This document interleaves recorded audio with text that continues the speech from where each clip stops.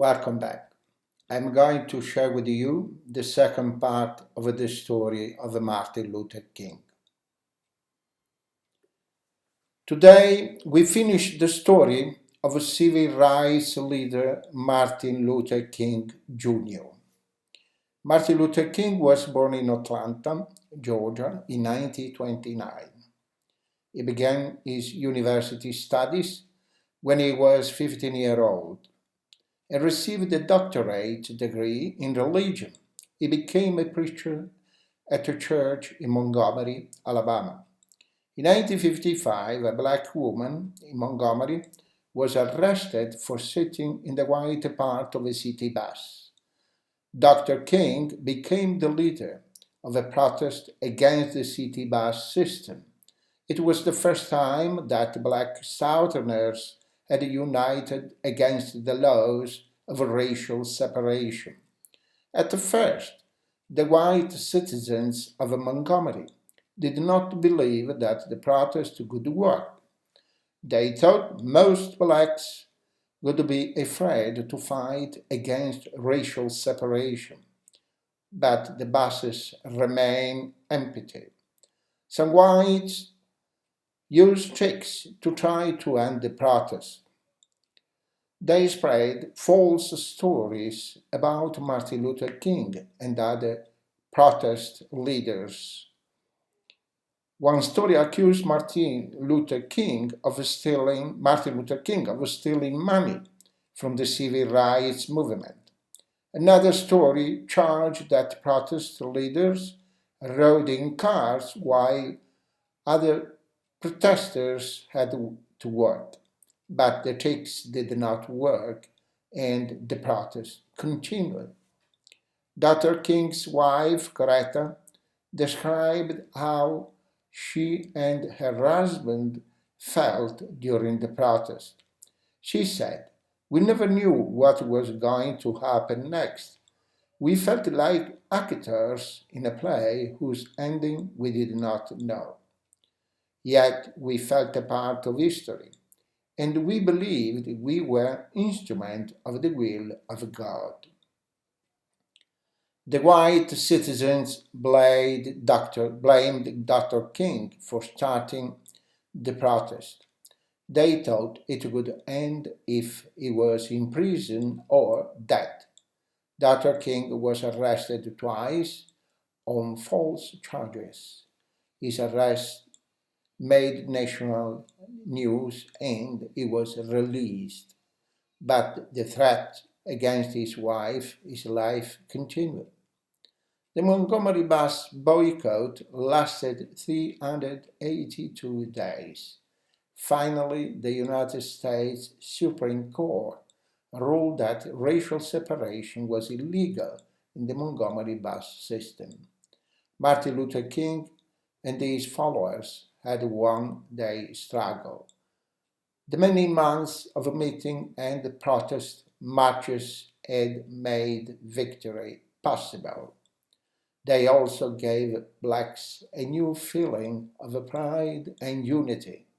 They saw that peaceful protest, Mahatma Gandhi's idea of nonviolence, could be used as a tool to win their legal rights.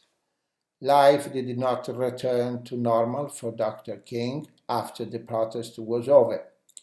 He had become well known all over the country and throughout the world.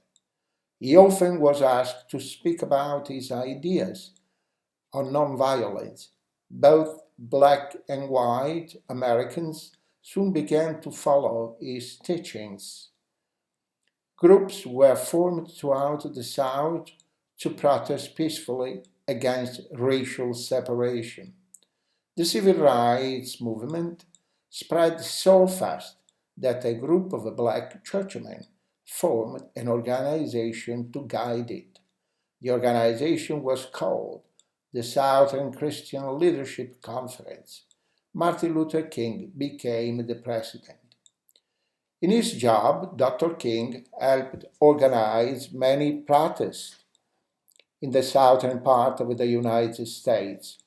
Blacks demanded to be served in areas where only whites were permitted to eat,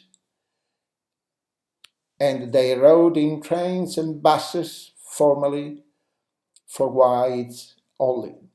These protests became known as freedom rides. Many of the freedom rides turned violent. Black activists were beaten and arrested. Some were even killed.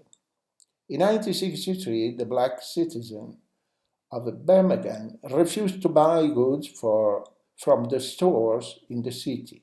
They demanded more jobs for blacks, and they demanded to send their children to white schools. The white citizens were angry and afraid, but they refused to meet the blacks' demands. The situation became tense. Many protesters were beaten and arrested. Even Dr. King was arrested, but he was not in prison for long. The Birmingham demonstrations made international news. Whites soon saw that it was easier to meet the demands of the protesters than to fight them. Martin Luther King and his followers had won an important victory in Birmingham. It marked a turning point for civil rights movement. Martin Luther King recognized the importance of Birmingham. It did not mean that racial separation had ended. Some still remains today, but he felt that the battle was almost won, and he wanted to call on the nation for its support. So Dr. King organized a march on Washington, D.C. The March on Washington took place in August 1963. About 250,000 persons gathered there. They came to demand more jobs and freedom for Black Americans. There were to be many other marches in Washington during the 1960s and early 70s, but this was the biggest up to that time. It was in Washington that Martin Luther King gave one of his famous speeches. The speech is known as I Have a Dream speech. It expressed his ideas for the future. Dr. King said, Martin Luther King received the Nobel Peace Prize in 1964, but he did not live to see the final results of his life's work. He was shot to death in Memphis, Tennessee in 1968. Dr. King always felt he would die a violent death. His life had been threatened wherever he went, and he often spoke to his wife about his fears, but he never believed that his life was more important than the civil rights movement. The night before he died, he spoke to his supporters. He said, "We shall overcome. We shall overcome someday. Oh, deep in my heart, we shall overcome someday." Thank you for watching, and this is the second part of a Martin Luther King story. Bye bye.